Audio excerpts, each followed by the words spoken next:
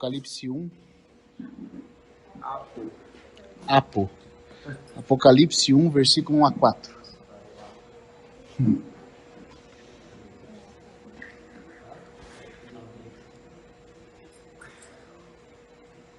Senhor,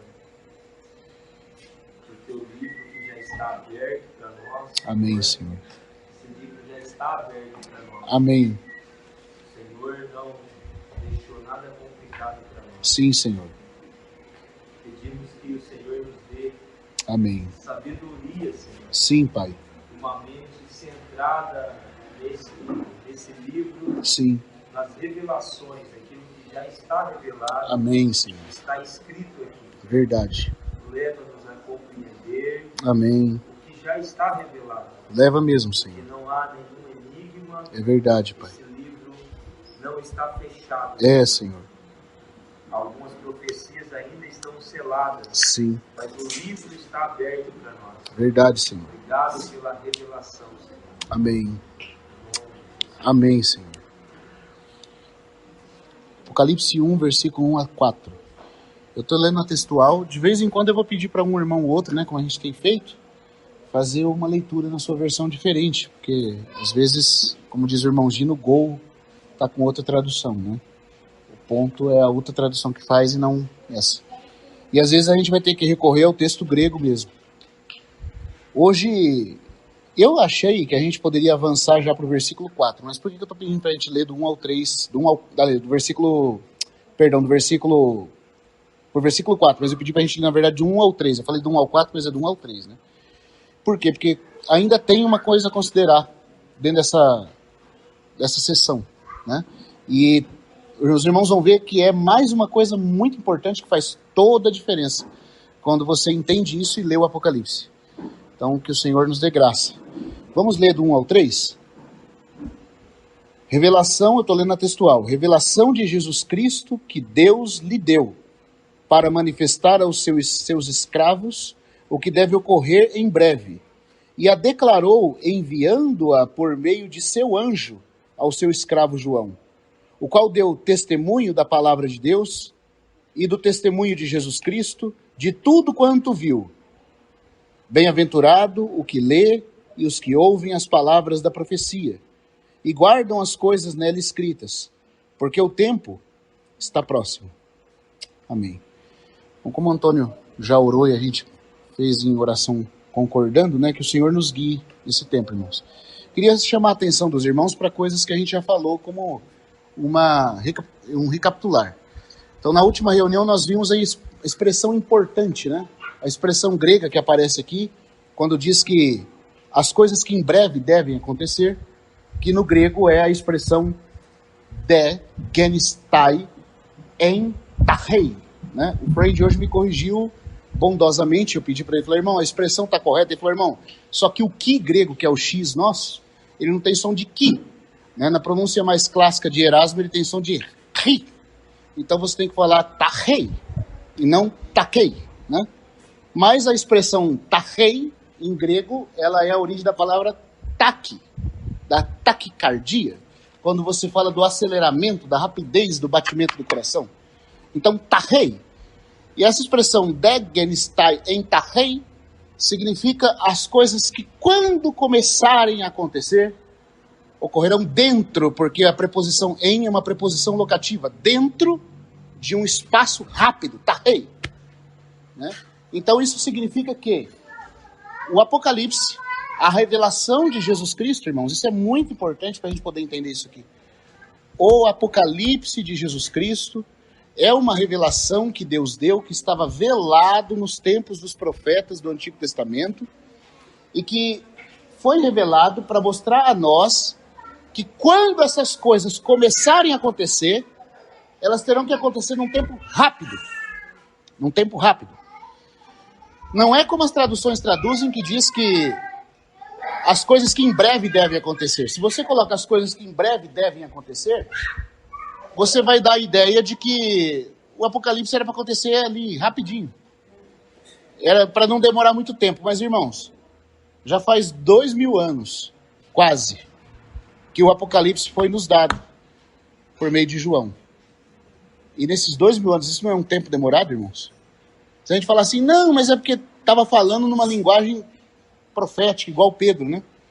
Pedro diz assim, que um dia para o Senhor é como 1000 anos como um dia. É, sim. Isso para Deus, na sua linguagem parabólica, mas o Apocalipse é uma revelação, não é um encobrimento. O Apocalipse é para se falar de uma forma que os homens consigam entender na mentalidade dos homens, porque Deus não quer encobrir, Ele quer revelar.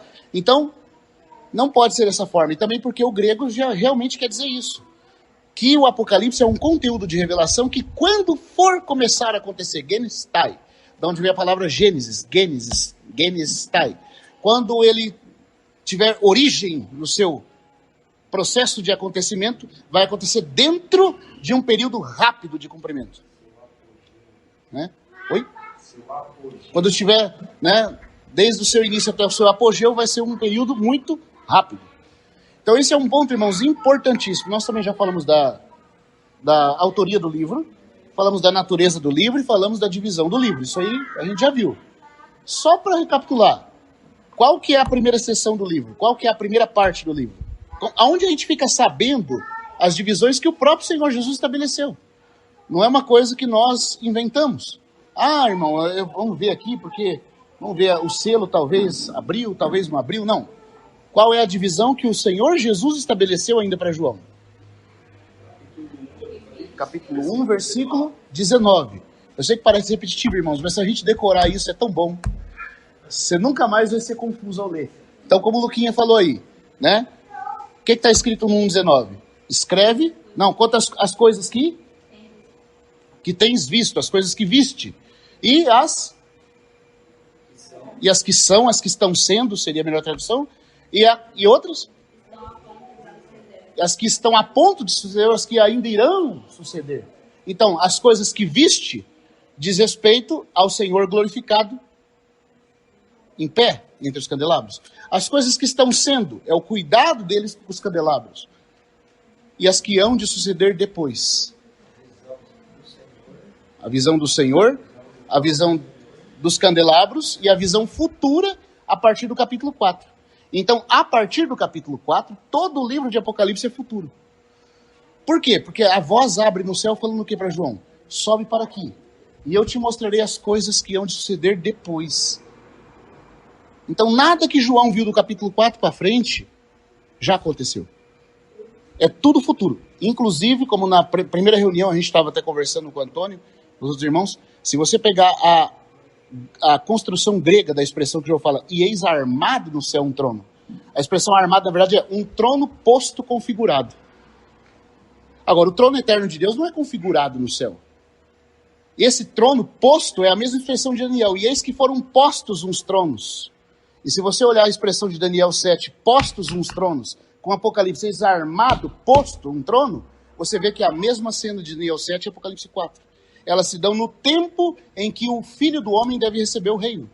Então o capítulo 4 é o tempo futuro de quando o Senhor Jesus vier para ser entronizado. Eles não estão ali, estão postos.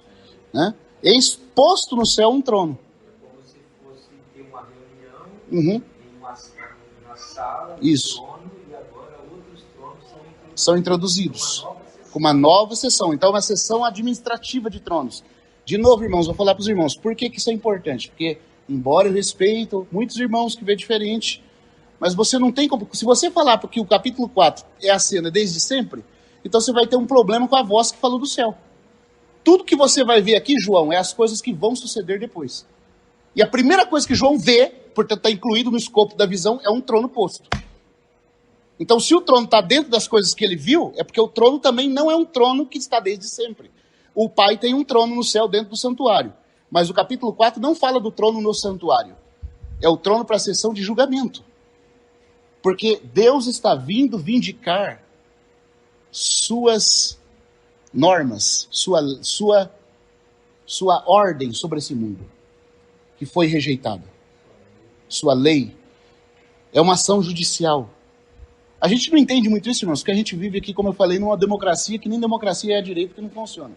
Mas se a gente vivesse num lugar onde tem monarquia, que é o domínio dos reis, um monarca é o domínio de uma pessoa só, que é o domínio geralmente dos reis. nós vimos entender. Quando um novo rei assume, ou quando há uma transição, então há toda uma sessão judicial de empossamento, de transição de um reino para outro. É isso que está acontecendo em Apocalipse 4. Até Apocalipse 4, Jesus era o sumo sacerdote, cuidando das igrejas do seu ministério celestial. Quando começa o capítulo 4, ele está agora numa fase de transição do sacerdócio para o reinado, para ser empossado sobre essa terra. Hoje, irmãos, o Senhor Jesus está no céu, mas não exercendo o reinado. Ele está sentado ao lado do trono do Pai como ministro do santuário celestial. E a Bíblia diz com todas as letras em Hebreus 7, que ele está lá para interceder por nós. Ele vive para interceder por nós.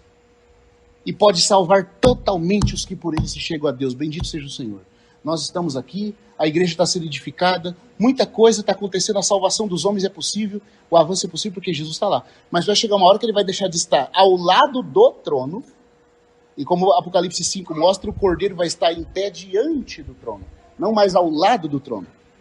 E o cordeiro em pé já não é um cordeiro que está ali fazendo funções de expiação, porque ele foi um cordeiro que acabou de ser sacrificado, mas está de pé com 7 chifres e 7 olhos.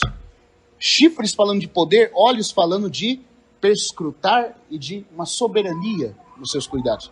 É porque agora ele vai com esse poder, com esse empossamento, tomar posse da terra. Então o capítulo 4 é futuro. Agora tem uma coisa que eu queria falar para os irmãos que é importantíssima. A gente vai pegar daqui a gente avança de onde a gente tinha parado. No versículo 2 de Apocalipse, capítulo 1, versículo 2,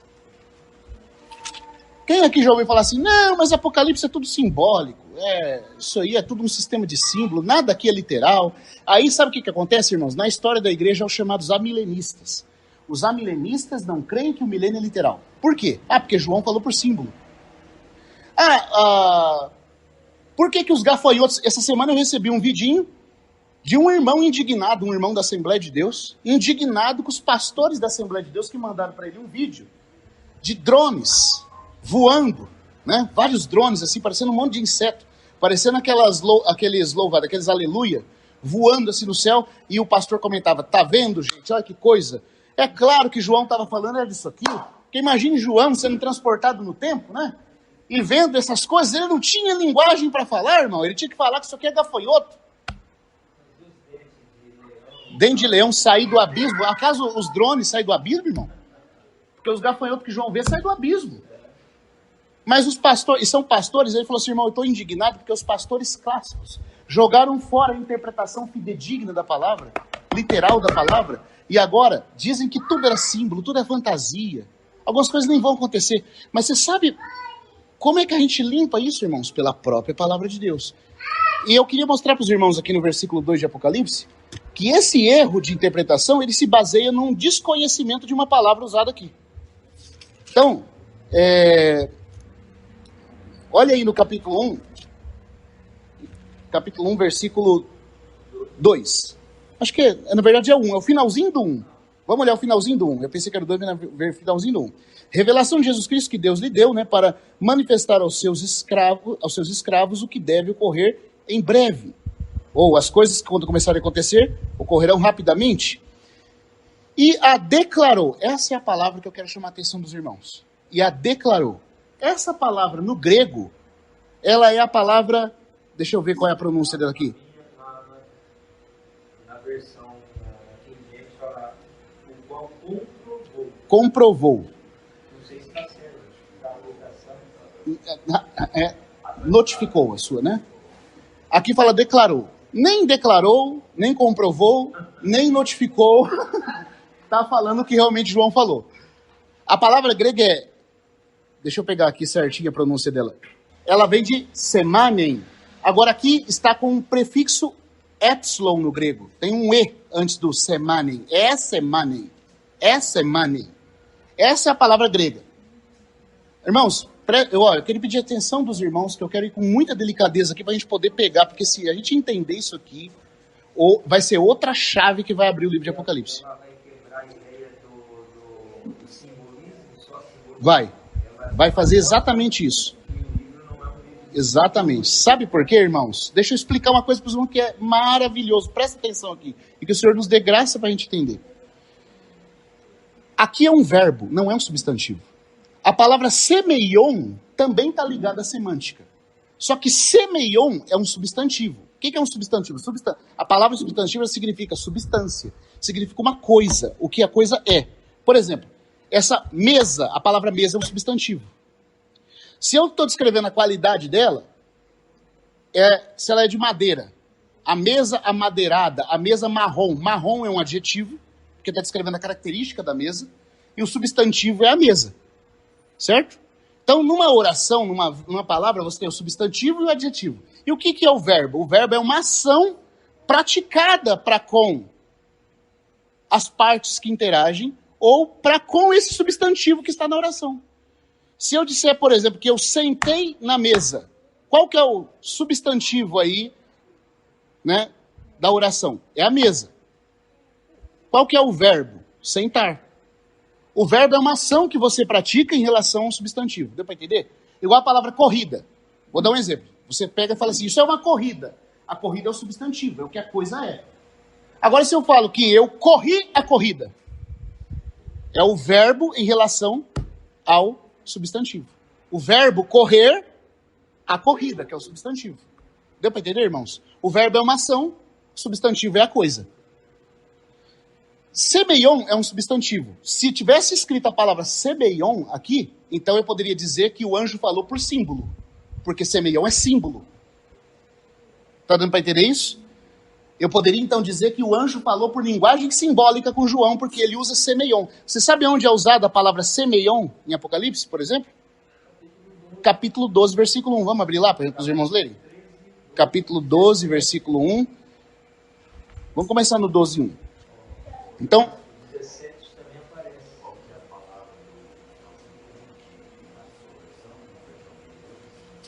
na versão King James ou na minha? A minha fala declarou. Isso. Isso. Não, mas aqui está errado. Em grego não é essa palavra. Eu vou já falar a palavra que significa no grego. É que eu estou falando que a textual errou. A King James errou e a sua errou.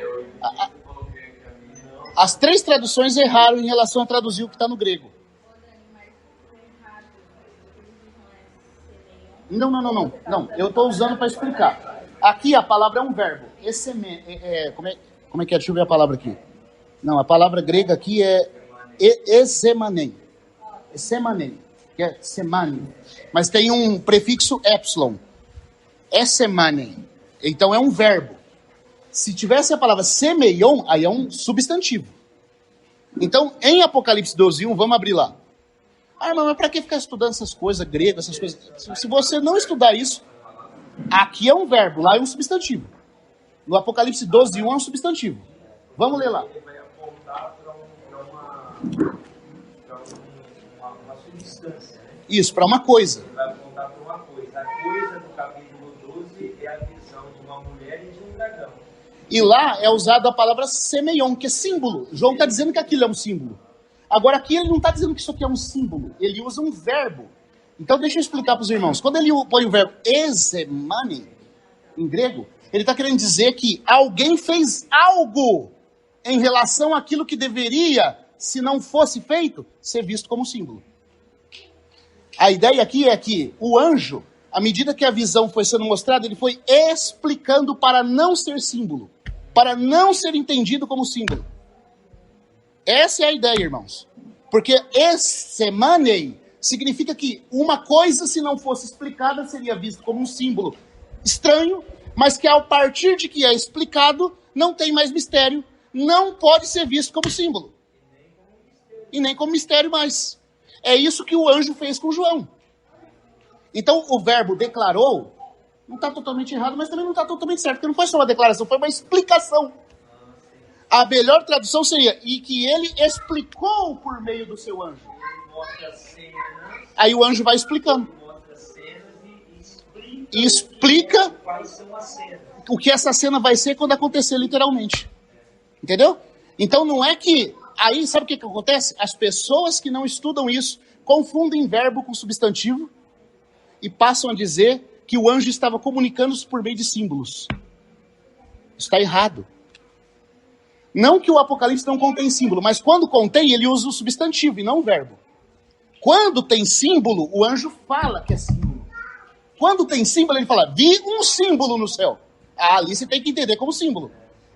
Mas aqui não é o caso. Ele está falando que, no todo, o Apocalipse é uma revelação que foi explicada pelo anjo para não ser confundida com algo meramente simbólico.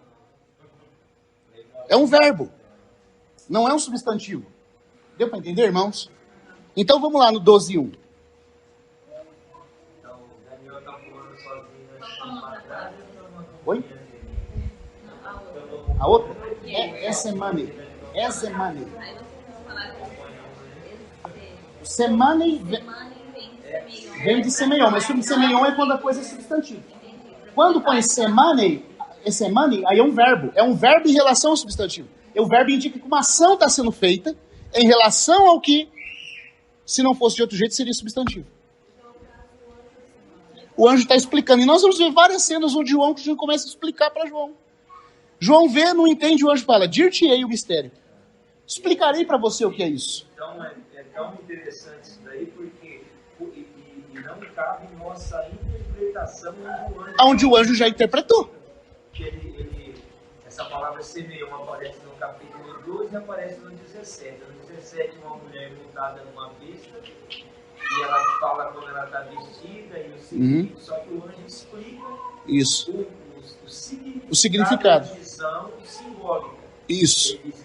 E ele fala, isso aqui é um símbolo e eu vou te explicar. E tem hora que ele não fala que ele está mostrando um símbolo. Por exemplo, quando ele mostra os gafanhotos, não usa a palavra semeion. Ela só está dentro do semene, porque o anjo está mostrando e João está entendendo literalmente. Só isso. Então, quando não usa semeion, você não pode dizer que aquilo é simbólico. O pastor que está dizendo que o gafanhoto é drone, não fez uma boa exegese do grego. Ele confundiu o verbo com o substantivo. Os irmãos estão conseguindo entender, irmãos? Isso muda tudo. Isso muda tudo. Você nunca mais vai engolir pessoas dando palpite na internet falando, isso aqui é drone, os cavalos com rabo de serpente lá, que lá é os robôs do Elon Musk, irmão, é o robô. Aqui é...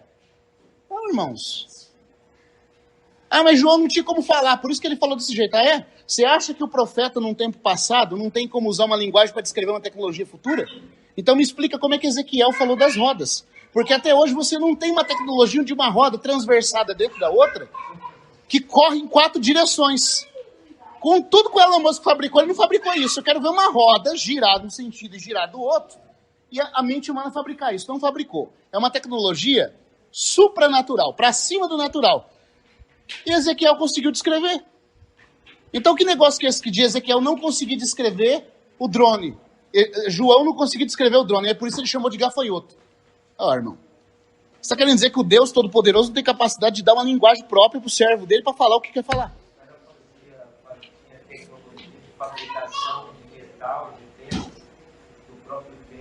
Exato.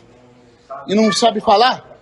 Então, irmãos, a gente não sabe o que é uma hélice, né? Não sabe o que é uma roda, girar. Irmãos, isso é chamar as pessoas de incapacitadas. Mas não é a verdade. Quando João está falando então aqui, lá no capítulo 12, vamos ler o 12:1. O que está escrito aí? Isso aqui é só um exemplo. Aqui é um substantivo. Então ele diz assim, e um grande sinal. Essa palavra sinal, que vem de signo, que vem de semeion. Significado. Significado vem de signo, que é um sinal. E um sinal é um símbolo de alguma coisa. Por exemplo, só para ilustrar para os irmãos. Você está andando na pista. Aí eu gosto de ilustrar com isso aqui é mais fácil, né? Tem lá aquela placa com o alcinho pulando. O que é aquilo ali? É um sinal. É um símbolo. Um sinal. E o que o símbolo que está sinalizando? O sinal está sinalizando, está simbolizando uma ação que ocorre ali. O que ocorre ali? Animais passam pela pista. Cuidado, animais na pista. Certo? Não é assim? Então, aquele alcinho pulando é um signo, um significado, um sinalizador, um símbolo de uma ação que se faz ali. O símbolo, ele não é literal, ele sempre aponta para uma coisa maior que ele. Aqui em Apocalipse não é literal. Não existe uma mulher grande do tamanho do sol que consegue colocar a lua debaixo dos pés, vestida do sol, com 12 estrelas. Isso aqui é um símbolo de alguma coisa. E quando é símbolo, a Bíblia fala que é símbolo. Viu-se um grande semeion, um símbolo, um sinal. Aqui João falou desse jeito. Mas do capítulo 1, versículo 1, não é a palavra que aparece, não é o substantivo. É um verbo, que indica que aquela visão que o anjo mostrou foi explicada totalmente para João, para que ele entendesse o cumprimento literal. Que não é símbolo, que aquilo vai se dar realmente como foi explicado. Isso é o ezemane. E outra, essa palavra, ela aparece no grego, com esse prefixo epsilon, porque indica que ela está no perfectivo. O perfectivo grego indica que a ação foi vista de forma completa. Na verdade é um aoristo, mas é um aoristo que funciona como perfectivo. Porque o aoristo grego, irmãos, ele indica que a ação foi vista de forma completa. Indica que a visão não ficou inacabada para João. João viu tudo de forma perfeita. E foi tudo explicado nos mínimos detalhes para ele. Então ele não ficou confuso. Ele não disse uma coisa querendo falar outra. Ele falou exatamente o que queria falar, porque ele viu de forma perfeita, porque foi plenamente desvendado para ele. A cena do capítulo 7 da multidão que vem, e o ancião pergunta para ele de onde vem, quem são e de onde vem. Yeah. Aí João fala, meu Senhor, tu o sabes. Tu o sabes. Exatamente. Um dado que eu queria dar para os irmãos, essa palavra, ela aparece, além daqui, mais 5 vezes no Novo Testamento. Esse verbo, como verbo, não como substantivo. Vai aparecer mais 5 vezes. E só para mostrar para os irmãos, nos contextos que ela é usada, ela nunca é tomada como algo simbólico, meramente simbólico, não literal. Ela sempre é uma explicação do que vai acontecer literalmente.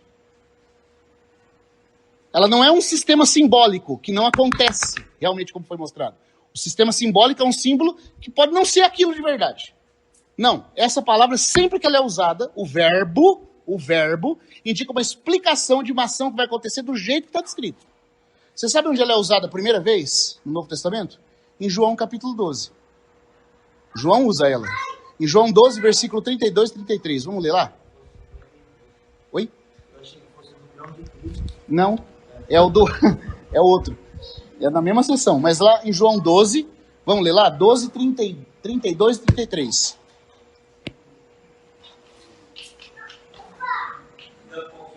Oi? João capítulo 12. Irmãos, eu sei que parece assim muito duro de digerir essas coisas de verbo, substantivo. Eu sei que às vezes parece, irmão, mas eu falo para os irmãos assim, quando eu era criança e ia para a escola, eu achava uma chatice estudar adjetivo, substantivo, verbo, conjugação. Aí, para que isso? Irmão, é porque se você não tem isso, você vê a salada que você faz quando você vai ler um livro? Você confundir verbo com substantivo, pronto, mudou tudo. Você confundiu uma ação com uma coisa. Ah, mas não faz diferença. Eu garanto para você, faz toda a diferença. Tanto para você se comunicar e escrever, como para você entender uma coisa que está escrita. Então, assim, depois que eu comecei a estudar a palavra, eu vi o quanto que eu perdi pela engenharia social da escola que não fazia a gente aprender a gramática.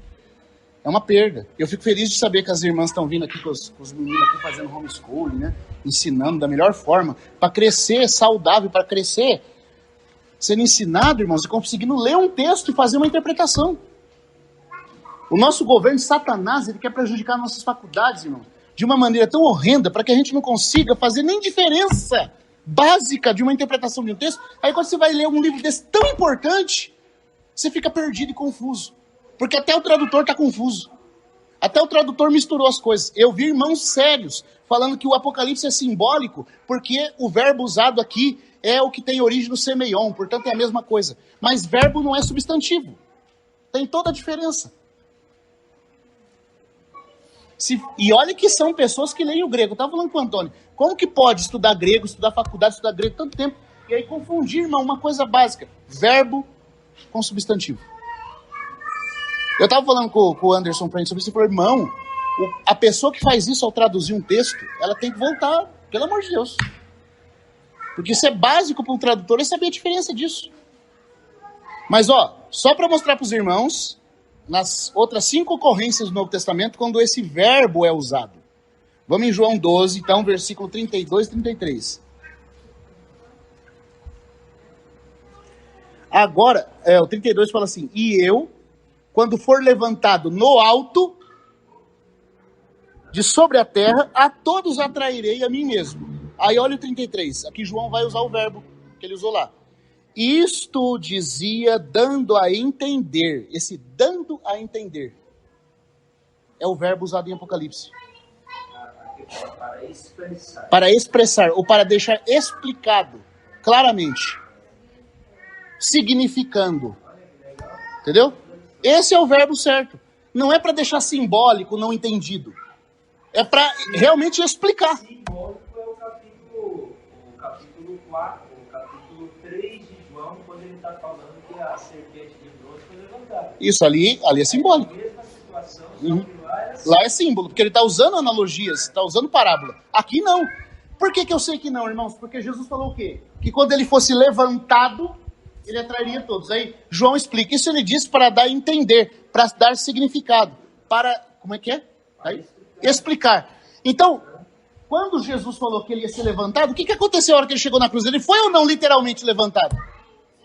O fato do verbo ser usado aqui anulou o cumprimento literal? Não, o verbo, quando é verbo, não anula o cumprimento literal. A prova disso é que Jesus falou, dando a entender como seria morto, né? Como ele seria levantado, e ele falou que ia ser levantado e foi, quando o madeiro foi erguido. Cumpriu-se ou não literalmente? Cumpriu. Então, quando o anjo revela o Apocalipse para João com esse mesmo verbo, indica que o Apocalipse, ele está sendo explicado como uma coisa que vai acontecer literalmente. Porque foi isso que Jesus fez quando ele usou o mesmo verbo aqui. Agora, exato. Eu não quero dizer, irmãos, como o Antônio está falando, que não tem a linguagem simbólica na Bíblia. Tem. A Bíblia tem linguagem simbólica, ela tem muita linguagem simbólica. Mas quando tem, ele fala que é. É tão bonito que ele até fala, isso aqui é um símbolo, tá? O capítulo 12 de Apocalipse mesmo fala, viu-se um grande símbolo, um grande semeion no céu. Mas aqui em Apocalipse 1:2 não é semeion, porque não é um substantivo, é um verbo. O livro também não se trata só de natureza tipológica simbólica.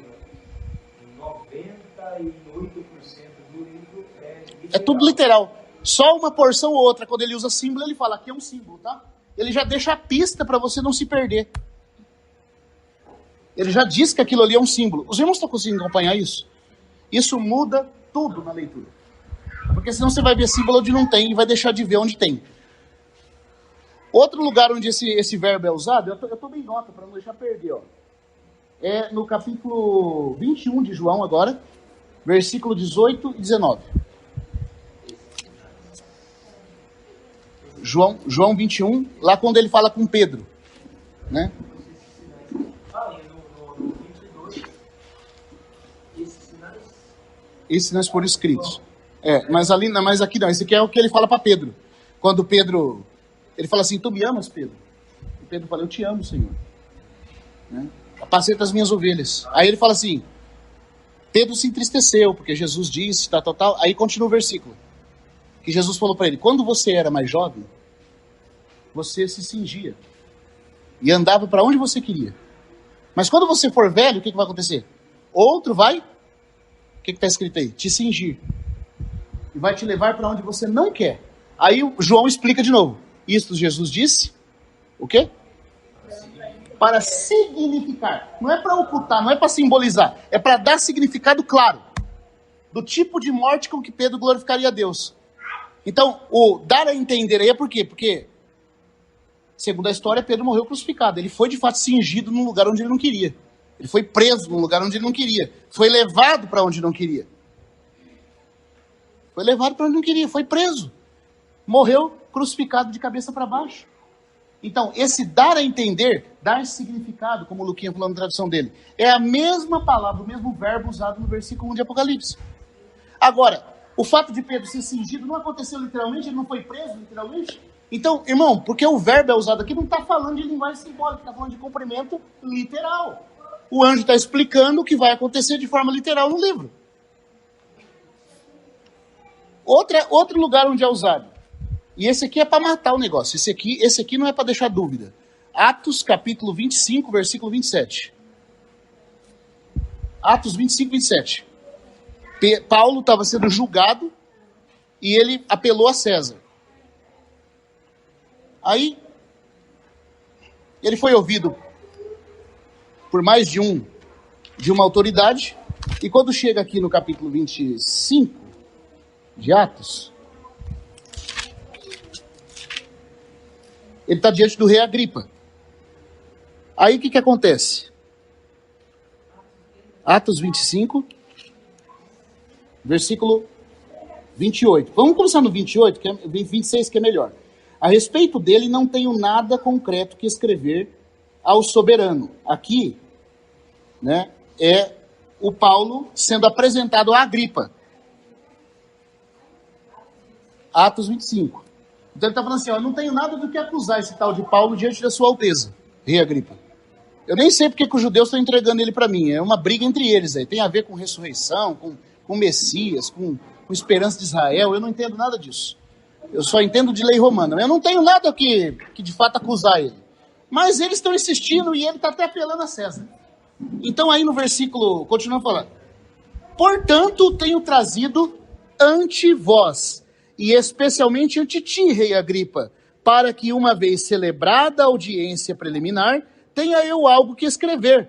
Por quê? Ele tem que escrever alguma coisa porque Paulo apelou a César. Como é que ele vai mandar Paulo para a corte suprema de julgamento diante do próprio imperador em Roma, se ele nem sabe do que está acusando o prisioneiro? Falou, então vamos fazer uma audiência preliminar com o rei Agripa, para que depois que ele fale diante do rei Agripa, a gente tenha pelo menos o que falar contra ele, para dizer se ele é culpado ou não, para que depois a gente mande ele para o Supremo Tribunal em Roma. Vamos ouvir um depoimento. Aí, olha, ele vai usar o verbo, irmão, e aqui é para matar o negócio. Ele vai dizer assim no versículo 27 agora, presta atenção. Porque me parece absurdo, é impensável, é absurdo, enviar um preso e não indicar as acusações. Notificar, indicar, é o mesmo verbo usado de Apocalipse. Se aqui fosse simbólico, ia ficar complicado. Por quê? Porque como é que o rei Agripa, Festo, Félix vão escrever símbolos de acusações contra Paulo? Aqui o verbo indicar é explicar minuciosamente, a ponto de não deixar dúvida. Parece absurdo mandar esse homem para o imperador sem a gente dizer com todas as letras do que ele é culpado. Oi? A pronúncia sem indicar a palavra grega que é usada aqui. Deixa eu pegar de novo aqui. A palavra é exemanem. Né? Exemanem. É o mesmo verbo usado. Se o verbo é usado aqui em Atos para falar de explicação clara, que não deixa dúvida, então não carrega simbolismo, irmão. É explicação. Não é linguagem codificada, que não deixa claro, que só alguns vão entender. Não é isso. Tá dando para entender? Então, quando o Apocalipse fala que ele é a revelação que o anjo mostrou a João para notificar, e aí tem irmãos que vão falar, para falar com símbolos. Ah, então o Apocalipse é tudo simbólico. Não. Porque não é um substantivo semeion. É um verbo que indica explicação clara de tudo. Dar significado. Tá dando para entender? Ó, as visões que João está tendo. Isso para alguns irmãos não é nada. Isso para mim é tudo. Quando você estuda o Apocalipse, você entender a própria regra que está sendo colocada, é essencial, irmão. Muda tudo. Ele vai ter 4 visões. E nessas visões vai ter alguma coisa ou outra que vai ser símbolo. Mas quando for símbolo, vai estar lá a palavra semeion. Aqui não é o caso. Deu para entender? Então é muito importante a gente saber isso. Outra coisa que eu queria chamar a atenção dos irmãos é o seguinte: se todo o Apocalipse é simbólico, vamos supor então, vamos pegar que todo o Apocalipse é só símbolo. Tudo é um semeion. Tudo é semeion. A moderna agora ela quer fazer isso com a Bíblia toda. Já está. Pegando Gênesis, simbolizando tudo. Então não existe. Não tem sol, não tem nada que é literal, tudo é símbolo. Vamos supor, irmãos, todavia, também agora aplicando o Apocalipse, que todo o Apocalipse é simbólico. Vamos supor que tudo é símbolo. Para que João falaria que ele viu um símbolo, sendo que todo o livro já é símbolo? Para que você vai falar, e viu-se um símbolo do céu? Não tem sentido você falar para quem você já está falando em símbolo que você viu um símbolo. É. Mas não tem problema, porque tudo é símbolo. O fato dele falar e viu-se um símbolo é porque as outras partes não são simbólicas. Essa aqui você tem que prestar atenção como um símbolo. Essas outras não. Irmão, volta a falar de novo. Parece que não tem importância isso. Para quem está aqui, a gente está claro, não parece não ter tanta importância você saber agora. Mas à medida que as coisas avançarem, as pessoas vão ficar cada vez mais confusas, porque esse livro aqui não está aberto para quem não ama o Senhor, para quem não é escravo do amor, para quem não serve o Senhor de coração, irmão. Aí sabe o que as pessoas fazem? São palpiteiros de internet. São alarmantes de bolha de sabão. É agora, chegou, ó, tá acontecendo, viu? Você viu lá o drone, tá voando, olha. Aí dá um som lá em Jerusalém, dá um som de trombeta lá, oh, puxa vida, já é a 7ª. E os crentes, irmão, deixa eu falar, é os que mais acreditam. Qualquer coisa, irmão, você viu? Eu gostaria da sua opinião sobre isso. Ele não precisaria da minha opinião se ele lesse a Bíblia entendendo. Tem som de trombeta. Isso aí pode ser harpa, pode ser o que for, mas não é a trombeta dos anjos. Não é, irmão. Pode ficar tranquilo. Não é. Por quê? Porque quando acontecer vai ser literal, vai ser sobrenatural. Nós vimos na outra reunião que vai ser num curto espaço de tempo.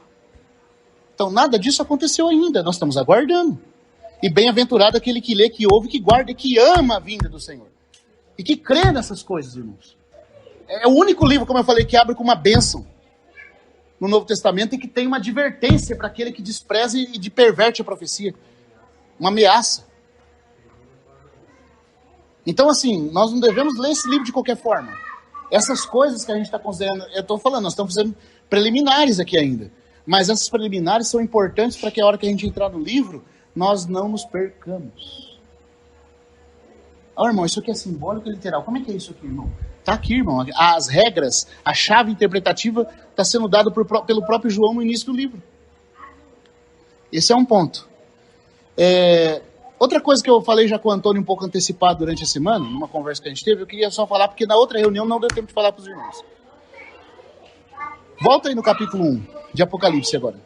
Existem mais dois outros lugares onde o verbo é usado, mas eu acho que esses 3 já servem para exemplificar. Vamos lá em Apocalipse de novo.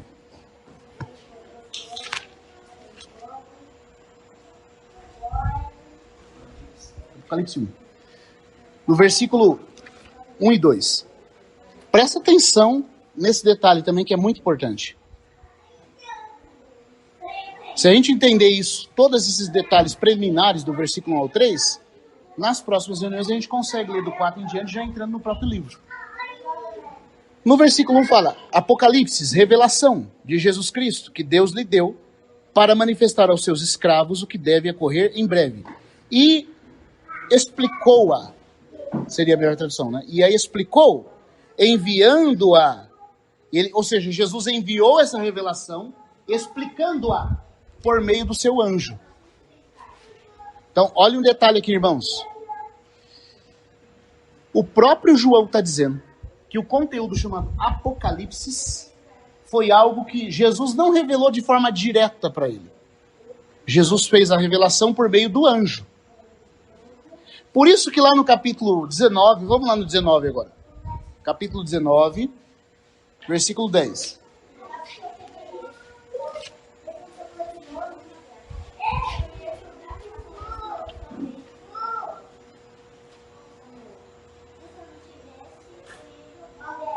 Eu vou ler o 9 e o 10, né? E me disse, escreve, bem-aventurados os que hão sido convidados à ceia da festa das bodas do Cordeiro. Ah, irmão, que feliz vai ser aquele que entrar. Que feliz vai ser. 19, 9. Estou lendo 9 primeiro. A ceia das bodas do Cordeiro, a festa das bodas do Cordeiro. Bem-aventurado, nós queremos estar lá. E bem-aventurado aquele que for, que entrar nessa festa, né? Ele continua. E me disse, estas são as palavras verdadeiras de Deus. Mas essas palavras de Deus, aí é o que o João vai falar no versículo 10. E eu caí ante seus pés para adorá-lo. Ao anjo que está mostrando isso para ele. Mas me disse, vê, não, pois sou conservo teu e de teus irmãos e dos que retêm o testemunho de Jesus. Adora a Deus, porque o testemunho de Jesus é o espírito da profecia. Agora presta atenção aqui, irmãos. Quem que João está dizendo que mostrou isso para ele? Um anjo. E ele ficou tão impressionado com a glória do anjo que ele ia adorar o anjo. Mas o anjo falou, não, esse é o anjo de Jesus Cristo. Ele mostrou até o capítulo 19 para João. Agora deixa eu fazer uma pergunta aqui para os irmãos. Olha aqui. Uma pergunta, o Antônio e o Luquinha não vão responder. Quero ver se os outros irmãos participam para saber se está sendo captado. Esse anjo começou a dar essas revelações para João a partir de que capítulo? Aqui João fala que ele recebeu essas revelações e ele se prostrou aos pés do anjo. Queria se prostrar. Mas as revelações do anjo começaram aonde?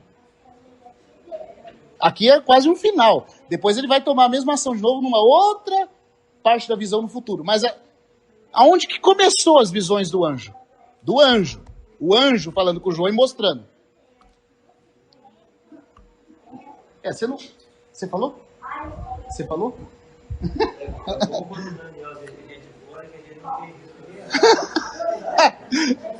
Aonde? Mas vocês não vão errar, eu sei que vocês não vão. Aonde? Capítulo? Devo-lhe $1 trilhão. Quando os... Tá vendo? Também, né? É a esposa do homem, né? Tem que saber, né? O capítulo 4, irmãos, as visões do anjo para João, começa o capítulo 4. Quem está falando com João no capítulo 1, 2 e 3? O Senhor Jesus em pessoa, não é o anjo. Oi? Ele precisa explicar para João quem que ele é. Nem o anjo explicar quem ele é também. É o próprio Senhor Jesus que está falando com João. Agora, no capítulo 4 e diante, começam as visões estáticas, as visões no espírito. Essas visões é o anjo que está guiando João e mostrando para ele. Levando. A partir do 4 é João. A voz de comando de Deus chama e o anjo começa a explicar, visão por visão. Visão por visão. Entendeu? Então, olha um detalhe impressionante, irmãos. Isso aqui também ajuda a gente a entender de um jeito e muda tudo. O Apocalipse, lembra que eu falei que o Apocalipse, o desvelar do véu, é aquilo que está guardado. Então é a revelação futura. Qual que é a parte futurista do livro? Qual que é a parte que vai acontecer no futuro? Capítulo 4 em diante. Do 4 ao 19. Do 4 ao 19, o que é o conteúdo? Selos, trombetas e taças. As partes iniciais que começam ali com os selos, iniciam a ira. Por isso que você vê quando um dos selos é aberto, os reis da terra falam, chegou, começou o dia da sua ira. Quando a taça última é derramada, o que diz? Pois com ela se consumou a ira de Deus. Então as taças inauguram, os selos inauguram e as taças terminam. Tá vendo? Irmão, eu não sei se você fica feliz com isso. O problema é quando eles não deixam a ordem de selos, trombeta e taça. Aí você fica doido. Fica perdido ali. Você não sabe o que vem primeiro, o que vem depois, né? Os irmãos estão vendo? Então, assim, vamos dizer, o Apocalipse é a revelação do que estava escondido. E o que estava escondido não é o Filho ressuscitado, nem as igrejas, porque isso aí João já conhecia. João já tinha deitado no colo de Jesus, João já conhecia as 7 igrejas da Ásia, João já sabia sobre a economia de Deus para a igreja. Paulo e Pedro já tinham falado disso e João também. O que João não sabia, que é o Apocalipse, é o desvelar do véu, é as coisas que vão suceder. Ela começa no capítulo 4 para frente. Então, do capítulo 4 para frente, é o Apocalipse de Jesus Cristo. E o Apocalipse é o anjo que está mostrando. O assunto do filho e da igreja não precisa do anjo, porque Jesus está lidando com a sua casa, com o seu povo. Não está lidando com o mundo nem com Israel, naquilo que estava encoberto no Antigo Testamento ainda. Exatamente. Ele está sobre a sua própria casa como filho. Então, quando Jesus está falando com a igreja, quando ele está falando sobre as questões dele como sumo sacerdote da igreja, não tem Apocalipse ali ainda ocorrendo. Aí você fala, mas irmão, esses capítulos não estão dentro do livro de Apocalipse? Eles estão como preâmbulo do que vai ser o Apocalipse. Deixa eu explicar isso para os irmãos. Vamos ali no versículo 19 de novo, por favor. Capítulo 1, versículo 19. A gente leu 19 agora, né? Leu 19. Oi? 1,19.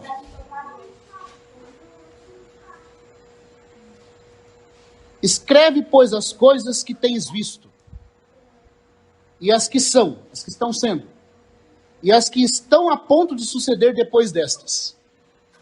Aí, olha só, quando aqui fala as coisas que tem visto, o verbo é auristo de novo, no grego.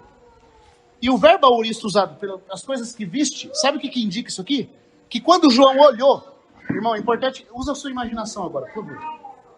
Imagine que você está aqui olhando e uma voz de trombeta chama você por detrás. Você olha e vê primeiro os 7 candelabros. Outro detalhe, os candelabros aqui não são os candelabros de Israel com 7 braços, são castiçais. Porque a dispensação mudou, não é o santuário de Israel.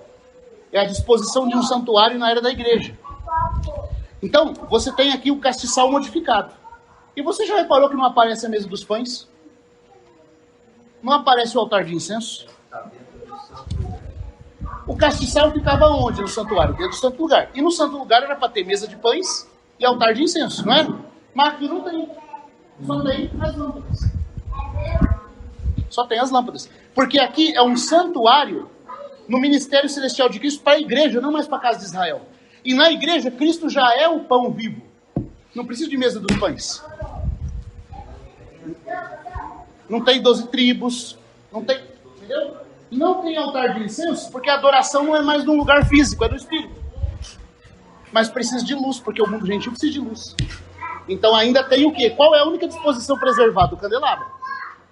Mas não tem mais altar de incenso nem mesa. Esse é o santuário da igreja, não é de Israel. Tá dando para entender isso, irmãos? E o Senhor Jesus aparece como? Como sumo sacerdote entre as igrejas do mundo gentil. Ele está cuidando das igrejas. Isso é o Pember, né? É tudo Pember.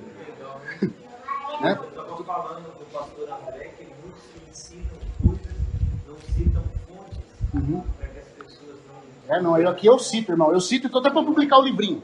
Disparei na semana aí para os irmãos e falei, quem quiser pede, porque eu não aguento. Esse capítulo que fala essas coisas aqui, eu vou transformar num livrinho para publicar o mês que vem. A igreja toda precisava ler isso. Para não ficar, irmãos, perdidos. Para entender as profecias, para amar o Senhor, sabendo onde o Senhor está caminhando, em que tempo nós estamos. E nos preparar, porque aí quando começar a acontecer o Apocalipse, erguei vossa cabeça. Que aí a vossa redenção se aproxima. Mas até não acontecer, a gente vai trabalhar normalmente na terra, sem loucura, mas com o coração no céu, desejando que ele venha. Não tem nada de correr, de ficar lá isolado, que nem o irmão Rubens, esse pessoal tudo por aí. Não tem nada dessa loucura, irmão. Nós vamos viver uma vida normal, esperando o tempo do Apocalipse. Mas o tempo do Apocalipse não chegou.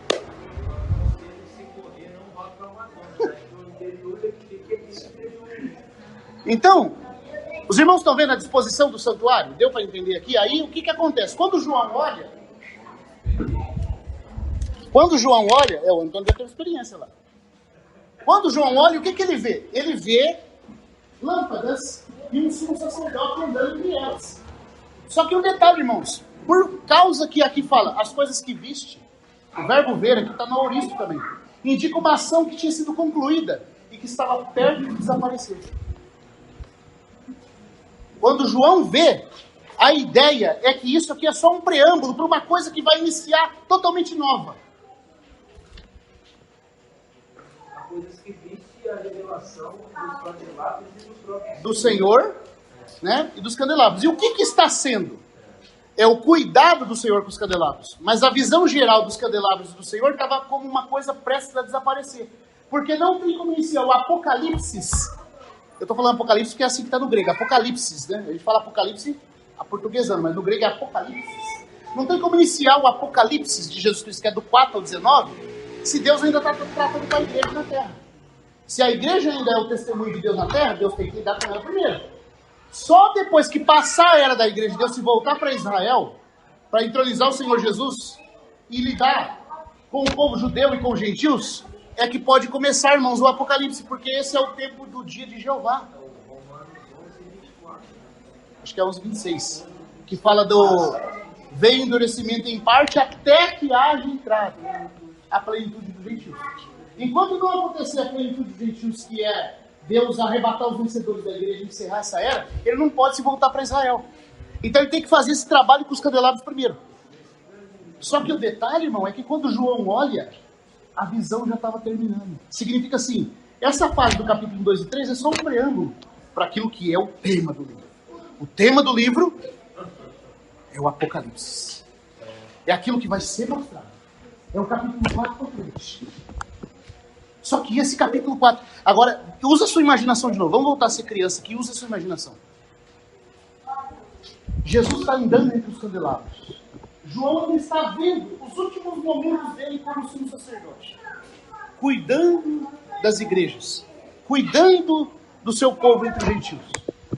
Mas ele está vendo como terminando, por quê? Porque quando começar o capítulo 4, irmão, o sumo sacerdote não aparece mais. Você sabe como que Jesus aparece no capítulo 4 para frente? Até os termos usados para ele são todos judaicos. Ele é chamado de leão da tribo de Judá. Porque os tratos dele agora é com Israel. Ele é chamado de cordeiro de 7 chifres.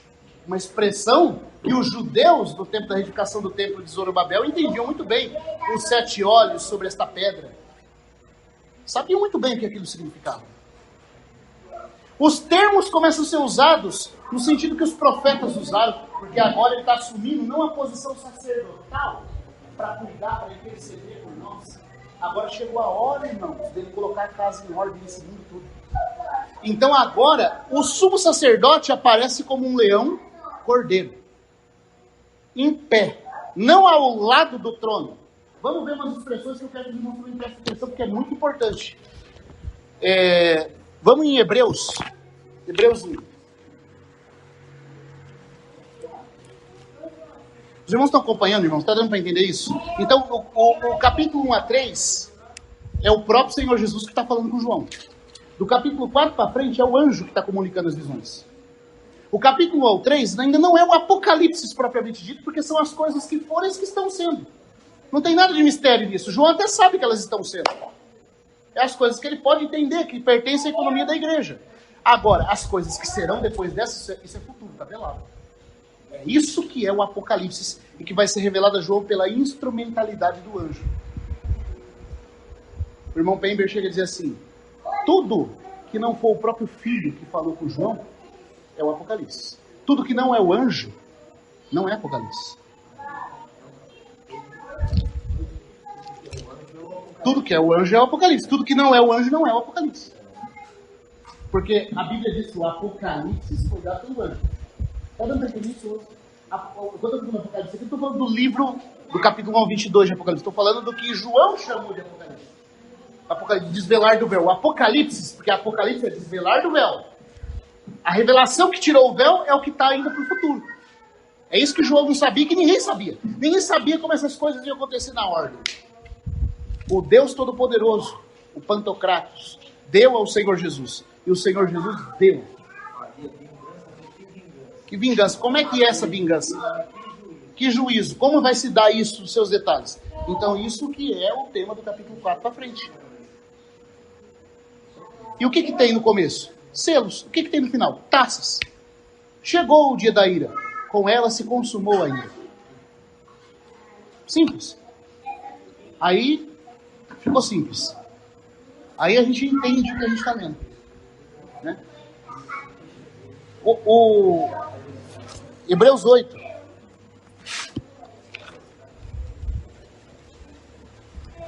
Eu vou mais 10 minutinhos só, tá, irmãos? Eu acho que 10 minutos dá. Hebreus capítulo 8. Presta atenção. Aqui o autor de Hebreus está escrevendo para os cristãos.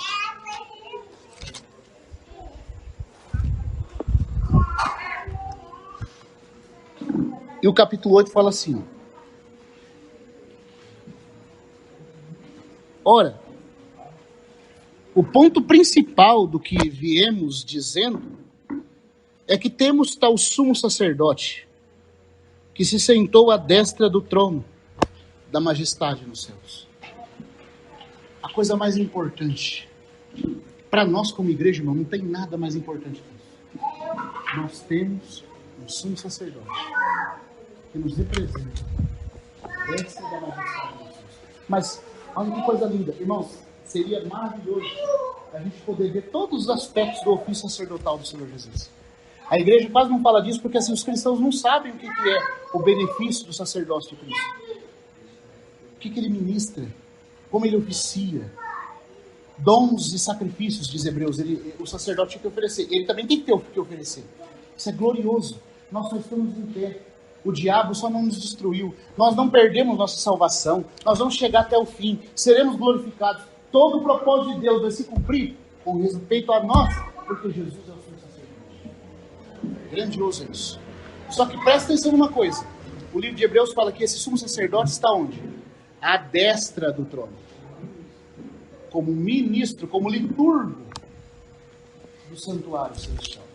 Aquele que faz a liturgia, ou seja, todos os protocolos do culto. Ele é encarregado de fazer todos os requisitos para que o culto a Deus seja conduzido de forma perfeita, para que a comunhão com Deus se dê de forma perfeita. Você acha que eu e você podemos ter comunhão com Deus sem estar o sumo sacerdote? Não podemos. Lá na segunda-feira da reunião no Wagner, a gente gastou um tempo para falar, irmão, dessas glórias, do que o sacerdote era, o que ele implicava para Israel. Que coisa é impressionante, irmãos. Tem cerca de mais de 60 itens envolvidos no ofício sacerdotal. Isso no de Arão. Aí o autor de Hebreus falou assim, isso aqui era Arão. Quanto mais este. O sumo sacerdote era algo precioso, irmãos. Preciosíssimo. Mas aí Jesus está como um sacerdote à destra, como liturgo do santuário celestial. Está lá. Porém, não é essa a posição que ele está no capítulo 4 de Apocalipse para frente. Mesmo porque o trono do Pai em Hebreus está dentro do santuário. O trono de Apocalipse não é descrito dentro do santuário. O trono do capítulo 4 não. Depois você vai ver as cenas do santuário no Apocalipse, mas não lá no 4. O trono branco também não. Então, a gente tem que considerar essas coisas. Vamos lá agora no 4. Você viu que aqui fala que ele se assentou à destra, à direita. Porque a posição de direita, de novo, tem que falar, a gente tem que entender monarquia. Num governo monárquico, quem se assenta à direita do rei é o seu conselheiro, é o primeiro-ministro, é aquele que advoga as causas do povo junto ao rei, é o mediador, é o intercessor, né? Salomão, quando tomou o trono, ele colocou uma cadeira à sua direita para sua mãe. E a sua mãe se dirigia a ele como um rei. Quando ela foi fazer um pedido para ele, ela não falou assim, meu filho. Davi, quando estava no trono, e Batseba chegou para implorar para Salomão, não falou assim, ó meu marido. Ela falou, o rei, meu senhor. Porque, irmãos, porque quando um rei está no trono, não é uma questão de família que ele está tratando. É uma questão de governo. E por que o Apocalipse enfatiza o trono? Porque Deus não está lidando principalmente aqui com as questões da família. É um tempo, irmãos, onde finalmente ele vai colocar todas as coisas em ordem. E esse é um tempo solene. Esse é um tempo que a gente não pode olhar simplesmente para a questão dele como Pai de Jesus Cristo. E o Senhor Jesus como nosso irmão apenas. O Senhor Jesus Cristo é o Senhor, o Kyrios. O Senhor soberano. O príncipe soberano dos reis da terra. É assim que ele é chamado no Apocalipse. O Deus que se assenta no trono é o Pantocratos, é o Todo-Poderoso. Do trono, agora, não flui graça como em Hebreus, porque não é com a igreja que ele está tratando. Com a igreja sempre vai ser graça. Mas quando ele vem para lidar com o mundo de forma administrativa, do trono saem vozes, relâmpagos, trovões. Você está vendo a diferença?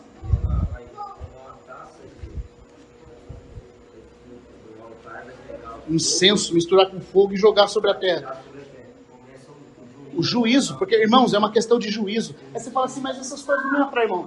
Irmão, se não te atrai saber que Deus vai colocar as coisas em ordem, você está feliz com esse mundo?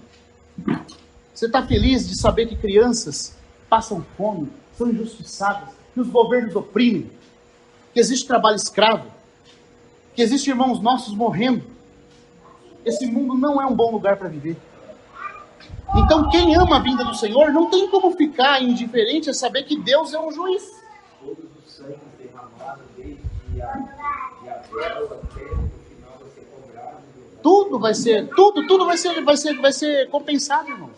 Tem que haver justiça. Então chegou esse tempo. Aí no capítulo 4, vamos lá, os irmãos verem a expressão que aparece lá.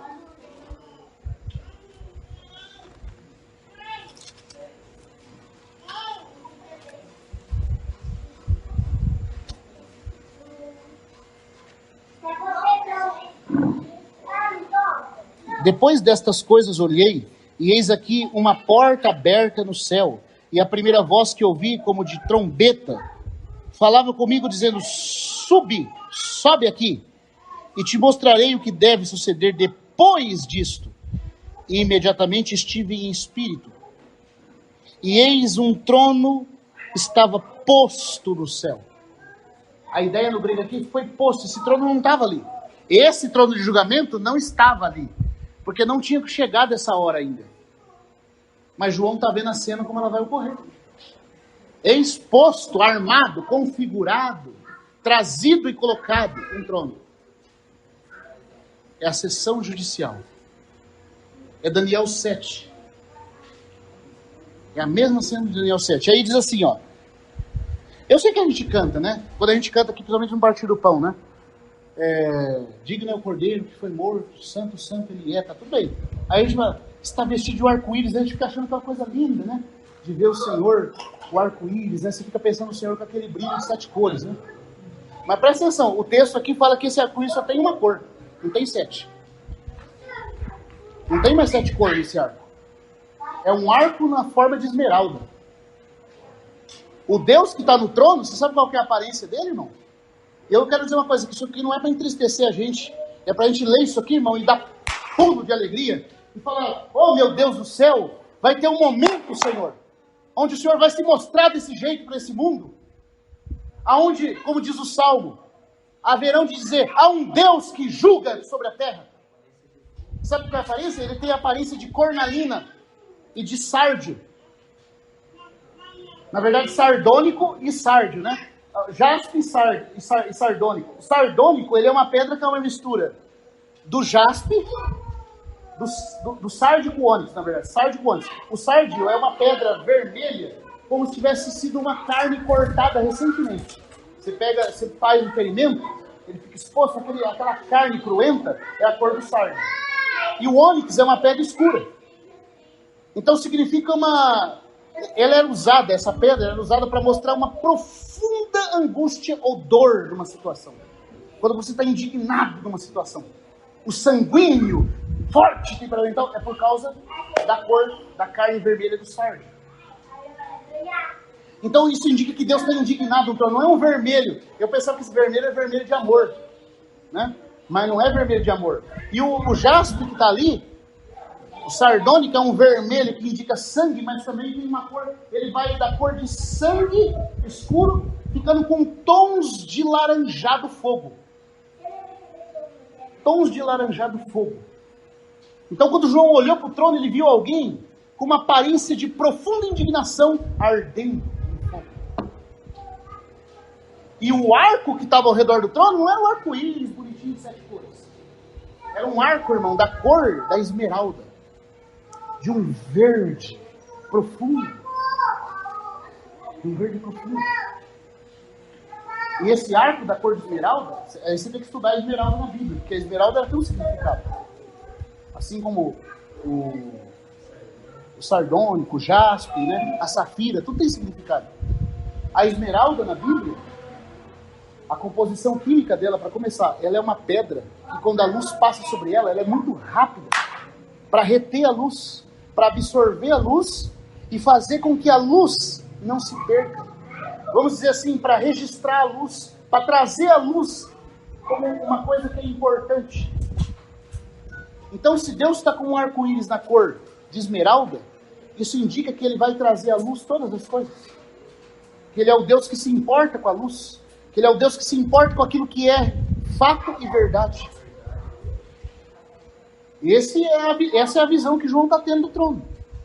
Então não é a gente canta dizendo: oh, Senhor, que maravilha, nós vemos o Senhor vestido do arco-íris. Mas não é um arco-íris de 7 cores que João está vendo aqui. Porque é um outro momento, irmãos. A coisa está de outro jeito. E aí quando chega no capítulo 5,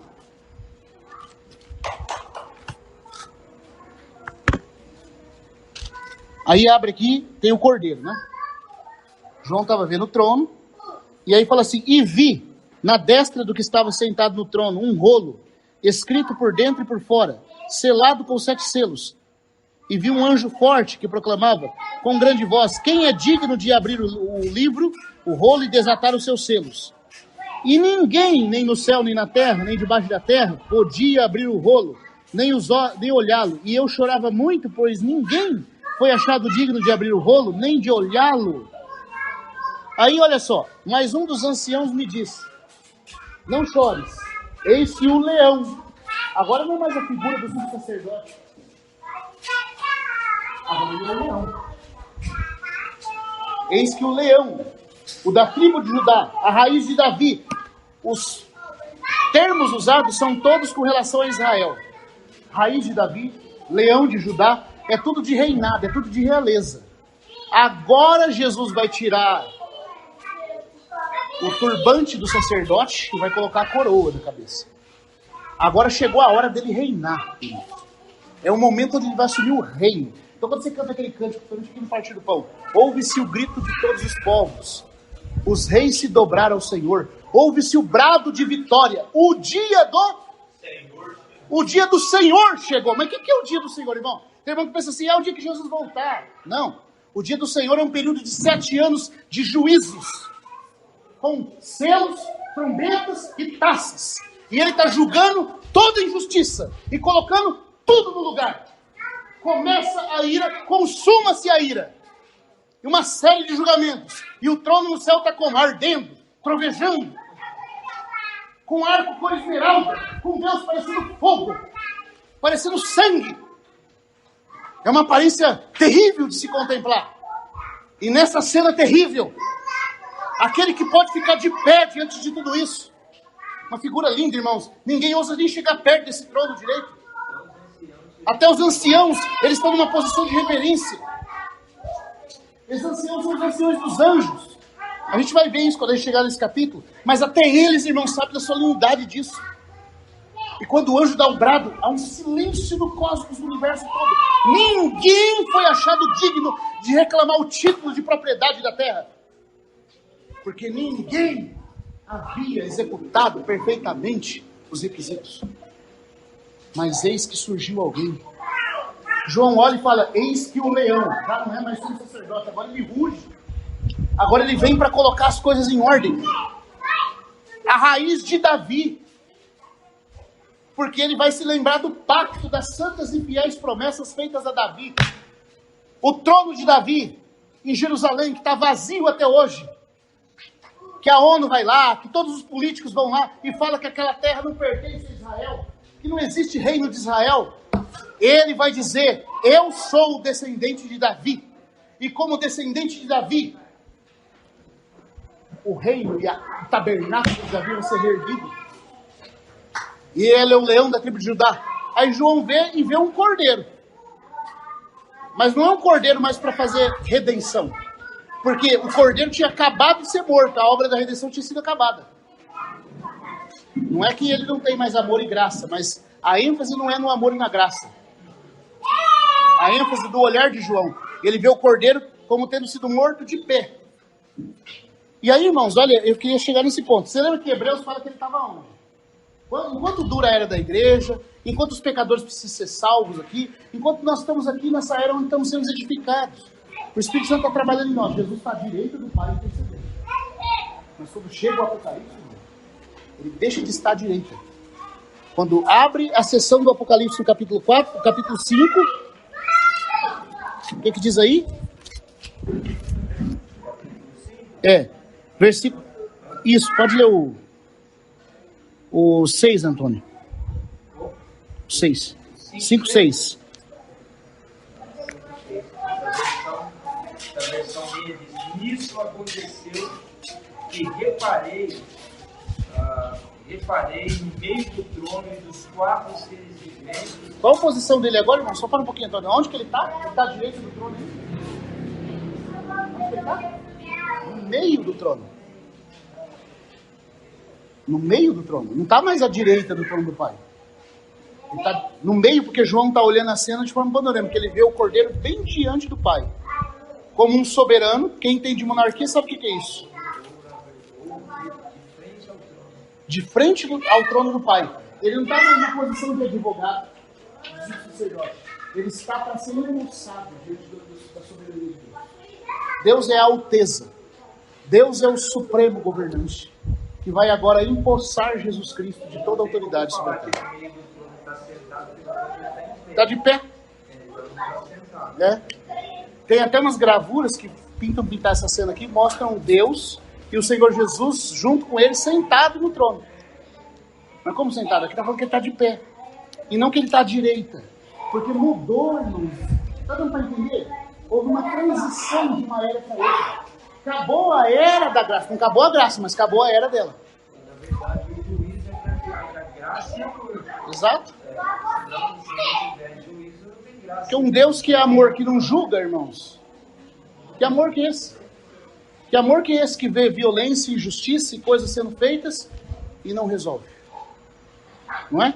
Então, eu achei que era importante a gente considerar essas coisas. São coisas introdutórias, mas são coisas que fazem a gente conseguir ver aonde estão as seções do livro, aonde começa o Apocalipse, o que é Jesus que falou com João, o que é o anjo que revelou a João, o que é futuro.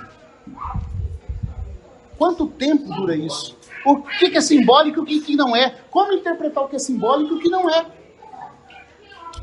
Né? Porque senão eu vou achar que tudo é símbolo. Senão aí a hora que eu escutar, com todo respeito aqui, o Augusto Nicodemos, Hernandes Dias Lopes, eu vou achar que eles estão certos. Né? E é o que mais tem, irmão. Os crentes vai tudo ouvir, porque hoje todo mundo só escuta esses dois da internet. E qual é a interpretação de Apocalipse? Tudo lê não é literal. Não, Apocalipse é só simbólico. Mas por quê? Porque eles não conseguem entender a chave interpretativa do livro.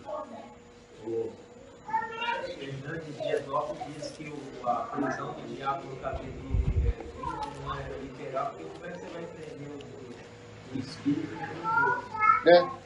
de Deus? Que coisa, né? Você vê, os argumentos que são usados é assim. Como é que isso vai acontecer? Primeiro que não é o poço que está prendendo ele. Quem selou ele e acorrentou foi o anjo. E aí ele é jogado dentro do poço. Né?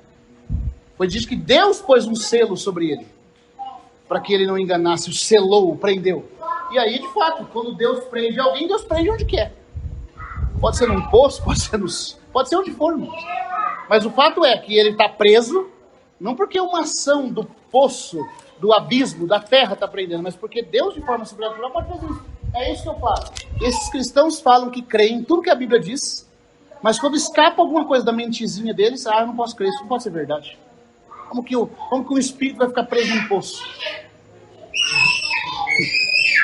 Então os irmãos estão entendendo? Isso era importante a gente falar, irmãos, para que a partir das outras vezes que a gente estiver estudando, a gente chegar no capítulo, do versículo 4 para frente, a gente possa ter as chaves interpretativas de forma correta. Tá? A gente possa entender de forma correta a interpretação do livro sem perder. Olha, as divisões do livro são essas, o autor do livro é esse, né? O Apocalipse é composto dessa a essa seção. A natureza do livro é profética, literal. Por que eu sei que é literal e não simbólica? Como que eu descubro onde é símbolo? São todas coisas importantes. Né? E aí, a partir das próximas vezes que a gente for estudar, a gente vai continuar devagarzinho do versículo 4 para frente. E o Senhor com certeza vai continuar nos dando graça. Para que a gente possa ser bem-aventurado. Bem-aventurado é aqueles que leem. Amém. Tinha outras coisas para falar, mas deixa para a próxima semana que já está dando a hora já.